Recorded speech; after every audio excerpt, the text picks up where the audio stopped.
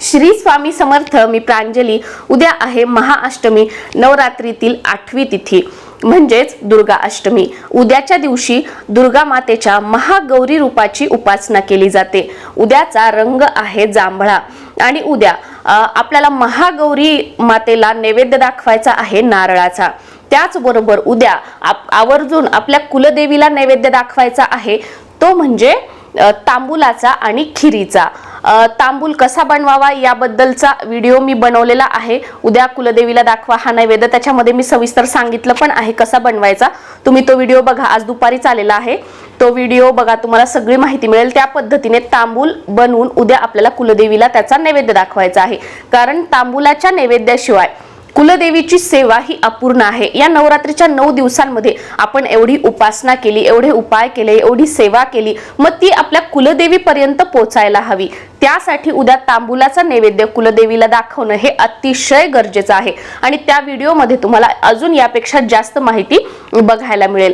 तर उद्या एक आपल्याला प्रदोष काळात एक उपाय करायचा आहे, तो म्हणजे तुमचं एखादं काम असेल, ते कोणतंही असू द्या, असं स्पेसिफिक नाही की हेच काम तेच काम. एखादं काम आहे, तुम्ही खूप दिवसांपासून ते काम पूर्ण व्हावं यासाठी प्रयत्न करताय, पण काही केलं ते काम पूर्ण होत नाहीये. काही ना काहीतरी अडथळे येत आहेत. तर यासाठी शिवमहापुराण मधील प्रदीपजी मिश्रांनी सांगितलेला एक उपाय आपण बघणार आहोत. तो आपल्याला उद्याच्या दिवशी करायचा आहे. प्रदोष काळ म्हणजे काय? जेव्हा सूर्य मावळतो त्याच्या म्हणजे पाऊण तास अगोदर किंवा 1 तास अगोदर किंवा पाऊण तास नंतर 1 तास नंतर, हा जो मधला कालावधी सगळ्यात सोपं. आपण जे दिवे लागण्याची वेळ म्हणतो बघा, आपण देवाजवळ दिवा वगैरे लावतो, तर त्या वेळेमध्ये जर आपण हा उपाय केला तर खूप छान राहील. तर ते तुमचं अडलेलं काम या उपायाने अगदी 15 ते 20 दिवसांमध्ये पूर्ण होईल. ते कितीही जुनं असू द्या, काहीही असू द्या. जसं की नोकरीचं काम असेल, तुमचं जागेचं काम असेल किंवा घराचं काम असेल, अजून कोणतं एखादं काम असेल, आणि हा उपाय कोणीही करू शकतं असं काही नाही.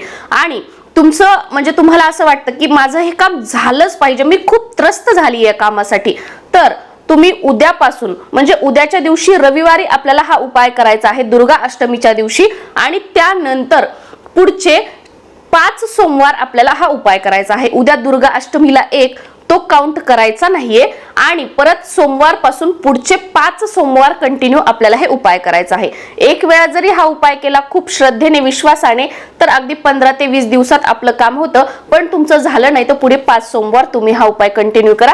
नक्कीच या 5 सोमवारच्या आतमध्ये तो जो निकाल आहे, ते जे काम आहे ते तुमच्या बाजूने तुमच्या मनासारखं होईल. तर आपल्याला काय करायचं आहे? 1 तांब्या पाणी घ्यायचं आहे आणि 5 बेलपत्र घ्यायचे आहेत. 1 तांब्या पाणी, 5 बेलपत्र घ्यायचे आहेत. 1 रुपयाचा एक सिक्का घ्यायचा आहे आणि 1 दिवा घ्यायचा आहे. जी मातीची पणती असते, दिवाळीमध्ये आपण दिवा लावतो, ती पणती घ्यायची आणि त्याच्यामध्ये आपल्याला 2 वातींचे 1 वात करून दिवा लावायचा आहे. दिवा तेलाचाच लावायचा. जे कोणतं आपण देवासाठी तेल वापरतो घरात, त्या तेलाचा दिवा लावायचा आहे. आणि तुम्हाला जर तुपाचा लावायचा असेल तर अतिशय उत्तम, तुपाचा पण लावू शकतो. जेव्हा तुपाचा दिवा लावू तेव्हा आपल्याला फुलवात घ्यायची आहे. हे क्लिअर झालं. हे घेऊन आपल्याला प्रदोष काळी महादेवाच्या मंदिरामध्ये जायचं आहे.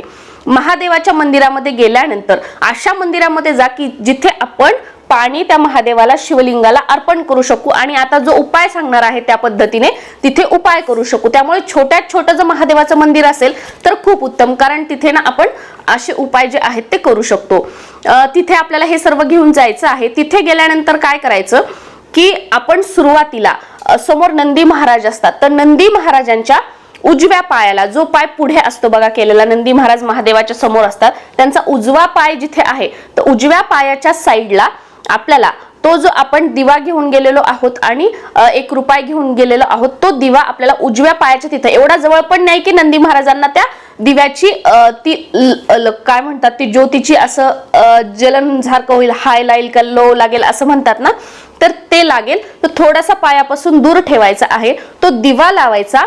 आपली मनोकामना, इच्छा बोलत बोलत की मी ह्याच्यासाठी हा उपाय करत आहे, माझं हे काम व्हावं यासाठी आपलं नाव बोलायचं, आपलं गोत्र बोलायचं आणि कशासाठी करतोय हे बोलून, म्हणजे ते करत करत आपण मनामध्ये हे सांगायचं. आणि तो दिवा लावल्यानंतर त्या दिव्यामध्ये तो जो 1 रुपया आहे तो आपण त्या दिव्यामध्ये टाकायचा आहे. हे दिव्यामध्ये टाकल्यावर सुरुवातीला थोडंसं नंदी महाराजांवर जल म्हणजे पाणी अर्पण करायचं। त्यानंतर आता काय करायचं आहे की जे आपण 5 बेलपत्र घेतलेले आहेत, 5 बेलाची पानं घेतलेली आहेत, हा उपाय आता अतिशय महत्त्वाचा आहे, इथून तुम्ही ऐका। तर सगळ्यात पहिलं एक बेलपत्र आपल्याला घ्यायचं आहे। ते जे बेलपत्र आहे शिवलिंगावर जिथे गणपतीचं स्थान आहे त्या गणपतीच्या स्थानावर एक बेलपत्र ठेवायचं आणि ते बेलपत्र ठेवल्यानंतर तिथे पाणी अर्पण करायचं आहे। शिवलिंगावरती डायरेक्ट पाणी अर्पण करायचं नाही। पहिलं पान आपण गणपतीचं स्थान आहे तिथे ठेवलं, त्याच्यावर पाणी अर्पण केलं मनोकामना बोलून। आता दुसरं जे बेलपत्र आहे ते जिथे कार्तिकेयांचं स्थान आहे तिथे बेलपत्र ठेवलं, त्याच्यावर जल अर्पण केलं मनोकामना बोलत बोलत। आता तिसरं जे बेलपत्र आहे ते आपण अशोक सुंदरीची जिथे जागा आहे तिथे बेलपत्र ठेवलं, त्याच्यावर जल अर्पण केलं मनोकामना बोलत बोलत। चौथं बेलपत्र जे आहे जिथे माता पार्वतीचा हस्तकमल आहे तिथे बेलपत्र ठेवायचं, त्याच्यावर पाणी अर्पण करायचं मनोकामना बोलत बोलत। एकच तांब्या पाणी थोडं थोडं या सगळीकडे अर्पण करायचं। हे झाले 4 बेलपत्र। आता आपले जे 5वं बेलपत्र आहे ते शिवलिंगावरती ठेवायचं आहे आणि आपल्याला शिवलिंगावरती मनोकामना करत जे काही पाणी उरलं असेल तांब्यामध्ये ते संपूर्ण जल आपल्याला अर्पण करायचं आहे। ही गोष्ट क्लिअर झाली। आता शिवलिंगावर गणपतीचं स्थान, कार्तिकेयांचं स्थान, अशोक सुंदरी यांचं स्थान, माता पार्वतीचं स्थान कुठे कुठे आहे हे तुम्ही गुगलवर फक्त टाका, तुम्हाला ती पिक्चर तो फोटो येऊन जाईल, त्या पद्धतीने तुमच्या लक्षात येईल। आणि बऱ्याच जणांना तर माहितही असेल की कुठे कुठे त्यांचं स्थान आहे ते। आणि त्या तिथे ठेवल्यानंतर आपली मनोकामना बोलल्यानंतर आपण 3 वेळा तिथे टाळी वाजवायची आहे, परत एकदा आपली मनोकामना बोलायची आहे। आणि त्यानंतर समोर जे नंदी महाराज आहेत तर नंदी महाराजांच्या उजव्या कानामध्ये आपली मनोकामना आपण नंदी महाराजांना सांगायची आहे। सुरुवातीला आपलं नाव, त्यानंतर आपलं गोत्र, त्यानंतर आपली मनोकामना सांगायची आणि नंदी महाराजांना म्हणायचं की माझी ही मनोकामना आहे ती शिवजी पर्यंत, देवादिदेव महादेवांपर्यंत पोहोचवा आणि माझं हे काम पूर्ण करण्यासाठी विनंती करा। हे आपल्याला बोलायचं आहे, तुमच्या पद्धतीने तुम्ही बोलू शकता। आणि त्यानंतर आपण आपल्या घरी परत यायचं आहे। हा उपाय केल्यानंतर मध्ये कोणाच्या घरी थांबायचं नाही किंवा दुसरीकडे जायचं नाही। उपाय केल्यानंतर थेट आपल्या घरी यायचं आहे। कारण जेव्हा आपण कोणतेही असे उपाय करतो, सेवा करतो, त्यावेळेला जर आपण कुठे दुसऱ्यांच्या घरी गेलो किंवा कुठे गेलो तर या उपायाचं जे फळ असतं ते त्या व्यक्तीला मिळत असतं। त्यामुळे कोणताही उपाय केला, कोणतीही सेवा आपण बाहेरची केली तर डायरेक्ट आपल्या घरी यायचं आहे आणि घरी आल्यानंतर जे काही आपले कामं आहेत, गोष्टी आहेत त्या आपण करू शकतो। या पद्धतीने उपाय उद्याच्या दिवस करायचा आहे। आणि त्यानंतर सुद्धा तुम्हाला जर 5 सोमवार करायचं असेल तर सेम याच पद्धतीने प्रदोष काळी पुढील 5 सोमवार आपल्याला हे उपाय करायचा आहे। पिरियड्स आले आहेत, सुतक आहे तर त्यामध्ये करू नका, त्याच्या पुढच्या सोमवार काउंट करा। आणि हा उपाय करत असताना काळे कपडे घालणं शक्यतो टाळा।